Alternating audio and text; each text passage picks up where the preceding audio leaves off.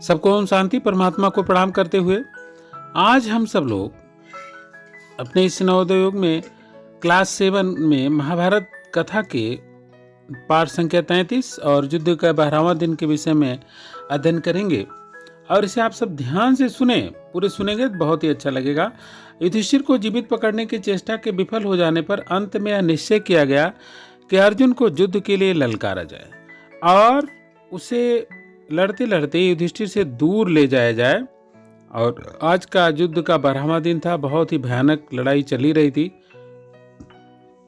आचार्य द्रोण ने युधिष्ठिर को कई बार जीवित पकड़ने की चेष्टा किया परंतु असफल है।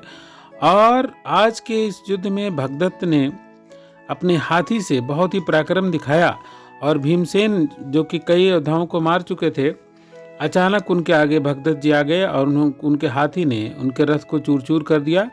भीमसेन तो किसी तरह से उसके हाथी के नीचे आकर के बच गए और हाथी ने उसे पैरों से भी कुचलना चाहा, वहां भी भीमसेन बच गए और हाथी से बहुत दूर भाग गए।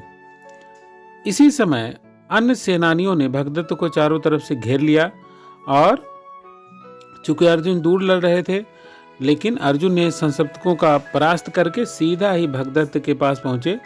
और जब भगदत्त के पास पहुंचे तो भगदत्त वीरता में चूर हो रहे थे और उन्होंने अर्जुन और श्री कृष्ण दोनों पर ही बाण बरसाने शुरू कर दिए।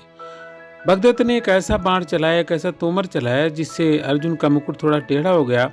इससे अर्जुन ने कहा कि भगदत्त, अब तुम इस संसार को अंतिम बार देख लो, अब तुम्हारे जीवन का अंतिम समय आ गया। और उनके गांडीव धनुष के छूटे हुए बाणों से भगदत्त का धनुष टूट गया और उनके कवच छिन्न भिन्न हो गया, हाथी के कवच भी छिन्न भिन्न हो गया। और अर्जुन ने हाथी को ऐसा बाण मारा कि उसके माथे से सीधा हाथी के भीतर तक घुस गया। इससे हाथी चिघाड़ता हुआ आगे नहीं बढ़ा और वह वहीं ढेर हो गया। और इसी समय अर्जुन ने, जो भगदत्त बहुत बूढ़े हो गए थे और उनके आंखों पर उन्होंने अपनी पलकों को पट्टी से बांध रखा था, अर्जुन ने एक बाण मारकर उनके माथे को पट्टी काट दी जिससे उनकी आंखें बंद हो गई। और इसके बाद अर्जुन के विशाल बाणों ने भगदत्त का काम तमाम कर दिया और भगदत्त स्वर्गवासी हुए, जिससे कौरवों की सेना भय के मारे भागने लगी।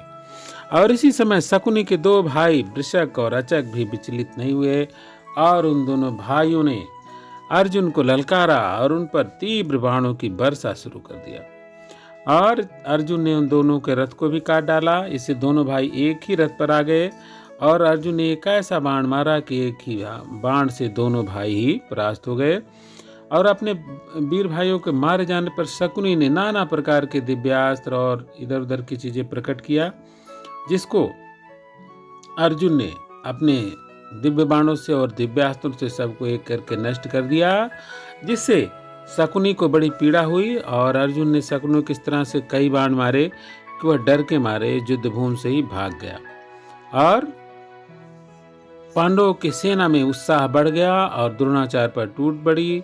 और उस दिन की लड़ाई में एक प्रकार से मानो खून की नदियां बहने लगी। जब भगवान सूर्य अस्त हुए तो दोनों ओर की सेनाएं ने युद्ध बंद कर दिया और आज के युद्ध का समाप्त हुआ। और आप सब लोग अगर जो अभी तक सब्सक्राइब नहीं किए हैं, इस चैनल को सब्सक्राइब करें और इस वीडियो को दोस्तों को भी